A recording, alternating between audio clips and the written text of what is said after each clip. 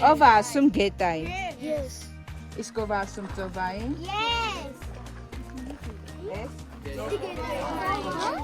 Հիմա էս քարը ով ասել գետային։ Դուք ճիշտ եք։ Հիմա նայ։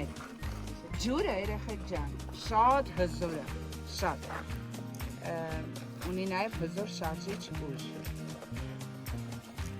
Հիմա նայեք, երբ որ մեր գլաքարը, այս գլաքարը գտնվել է գետի ափին,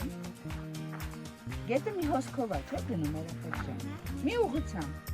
Ծովի նման ցած ալիք, հա, անում, ցած մի ուղղությամբ գնում։ Մի ուղղությամբ։ Կարող է երեկոյան հակառակակարի գետը։ Չէ։ Այս մասը մեր ապարի խրվել է գետի գեզերքին, գետը անդադ գնացել է, այս մասը մնացել է խրված, այս մասը